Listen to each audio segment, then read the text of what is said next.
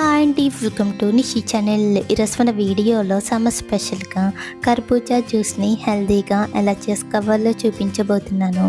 వీళ్ళు మనం కర్బూజా జ్యూస్ని చేసుకుని తాగామంటే ఈ వేసవిలో మండే ఎండల్లో మనకు వచ్చే నీరసాన్ని తగ్గించి ఒంట్లో ఉన్న వేడిని కూడా తగ్గించి ఎనర్జీని ఇస్తుంది.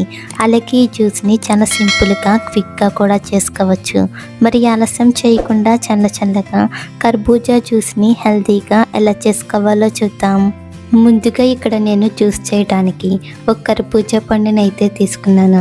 ఇప్పుడు ఈ కర్బూజాకి పైనున్న తొక్కను మొత్తం తీసేసి అలాగే మధ్యలో ఉన్న గింజల్ని కూడా తీసేసి ఇలా చిన్న ముక్కలుగా కట్ చేసుకొని తీసుకోవాలి. ఇప్పుడు ఈ ముక్కల్లో నుంచి 4-5 ముక్కల్ని ఒక గిన్నెలోకి తీసుకుని పక్కన పెట్టుకోవాలి. ఇప్పుడు మిగిలిన ముక్కలన్నిటినీ కూడా మిక్సీ గిన్నెలోకి తీసుకుని మెత్తగా గ్రైండ్ చేసుకొని తీసుకోవాలి. ఇలా వీలైనంత మెత్తగా గ్రైండ్ చేసుకున్నాక ఈ జ్యూస్ని ఒక గిన్నెలోకి తీసుకుని ఫ్రిడ్జ్లో పెట్టుకోవాలి. మనం జ్యూస్కి మిగిలిన ప్రాసెస్ చేసేలాగా ఈ జ్యూస్ని ఫ్రిడ్జ్లో పెట్టామంటే మనకి ఈ జ్యూస్ అనేది చల్లగా అవుతుంది. ఇప్పుడు మరొక పక్కన ఒక గిన్నెలోకి 1 టేబుల్ స్పూన్ వరకు సబ్జా గింజల్ని తీసుకుని కొద్దిగా నీళ్ళని వేసుకుని నానబెట్టుకోవాలి. ఇప్పుడు మరొక గిన్నెలోకి 1/2 కప్పు వరకు సగ్గుబియ్యాన్ని తీసుకుని నీళ్లు పోసి ఒకసారి కడిగి తీసుకోవాలి. ఇక్కడ నేను సగ్గుబియ్యాన్ని కడిగిన వెంటనే అయితే ఉడికిస్తున్నాను. అదే మనకి టైం ఉంటే కనుక 1 గంట పాటు నానబెట్టి ఆ తర్వాత ఉడికించామంటే మనకి సగ్గుబియ్యం అనేవి త్వరగా ఉడికిపోతాయి. ఇప్పుడు సగ్గుబియ్యం ఉడికించడానికి స్టవ్ పైన ప్యాన్ పెట్టి 2 కప్పుల వరకు నీళ్ళని వేసుకుని మరిగించుకోవాలి. ఇలా నీళ్ళు మరిగేటప్పుడు మనం ముందుగా కడిగిన సగ్గుబియ్యాన్ని వేసుకుని మధ్యలో కలుపుతూ సగ్గుబియ్యం మెత్తగా అయ్యేంత వరకు ఉడికించుకోవాలి. అలాగే సగ్గుబియ్యం ఉడికేటప్పుడు నీళ్ళు ఏమన్నా తగ్గినట్టు అనిపిస్తే కనుక మరికొన్ని నీళ్ళని వేసుకుని ఉడికించుకోవచ్చు. ఇలా సగ్గుబియ్యం మెత్తగా ఉడికాక ఇప్పుడు ఇందులోనే 2 కప్పుల వరకు పాలని కూడా వేసుకుని ఒకసారి మొత్తం అంతా కలిసేలా బాగా కలిపి పాలకు పొంగొచ్చేంత వరకు మరిగించుకోవాలి. ఇలా పాలని మరిగించుకుంటూనే మరొక పక్కన ఒక గిన్నెలోకి 1 టేబుల్ స్పూన్ వరకు కస్టర్డ్ పౌడర్ని తీసుకుని కొద్దిగా నీళ్ళని కూడా వేసుకుని పిండి ముద్దలు లేకుండా బాగా కలుపుకోవాలి. మన దగ్గర కస్టర్డ్ పౌడర్ లేకపోతే కనుక దీనికి బదులుగా కార్న్ఫ్లోర్ని కానీ లేదా మిల్క్ పౌడర్నైనా తీసుకోవచ్చు.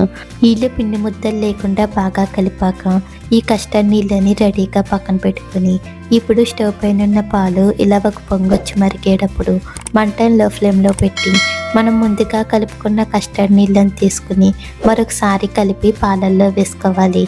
ఇప్పుడు మంటను లో ఫ్లేమ్లో పెట్టి ఒకసారి మొత్తం అంతా కలిసేలా బాగా కలుపుకోవాలి.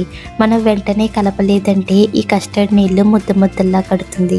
సో అందుకని అలా కాకుండా ఇలా మొత్తం అంతా కూడా బాగా కలిపాక ఇప్పుడు ఇందులోనే మన టేస్ట్కి తగ్గట్టుగా 3-4 టేబుల్ స్పూన్ వరకు పంచదారని కూడా వేసుకుని మంటను లో ఫ్లేమ్లోనే ఉంచి 3-4 నిమిషాల పాటు కలుపుతూ ఉడికించుకోవాలి. ఈలో 3 నిమిషాలు అవ్వేసరికి మనకి కస్టర్డ్ పాలు కాస్త చిక్కగా అయితే అవుతాయి. ఇప్పుడు స్టవ్ ఆఫ్ చేసుకుని ఈ ప్యాన్ని పక్కకి దించుకుని పూర్తిగా చల్లారేంత వరకు మధ్యలో కలుపుతూ చల్లారబెట్టుకోవాలి. ఈలో కస్టర్డ్ పాలు పూర్తిగా చల్లారిన తర్వాత మనం ముందుగా గ్రైండ్ చేసుకున్న కర్బూజా జ్యూస్లోకి తీసుకోవాలి.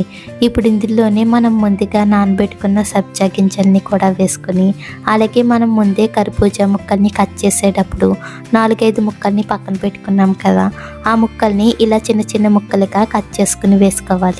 ఇప్పుడు ఇందులోనే చిన్న ముక్కలుగా కట్ చేసిన డ్రై ఫ్రూట్స్ ముక్కల్ని వేసుకుని ఒకసారి మొత్తం అంతా కలిసేలా బాగా కలుపుకోవాలి. అంతే, సింపుల్ అండ్ హెల్తీగా కర్బూజా జ్యూస్ అయితే రెడీ అయిపోయింది. మనకు కావాలంటే ఇలా వెంటనే అయినా తాగేయచ్చు లేదా ఫ్రిడ్జ్లో పెట్టి కాస్త చల్లగా అవ్విన తర్వాత అయినా తీసుకోవచ్చు. ఇలా మనం సమ్మర్లో సగ్గుబియ్యం వేసుకుని ఇలా జ్యూస్ చేసుకుని తాగామంటే మన ఒంటికి చలవ చేస్తుంది. అలాగే నీరసాన్ని కూడా తగ్గించి ఎనర్జీని ఇస్తుంది.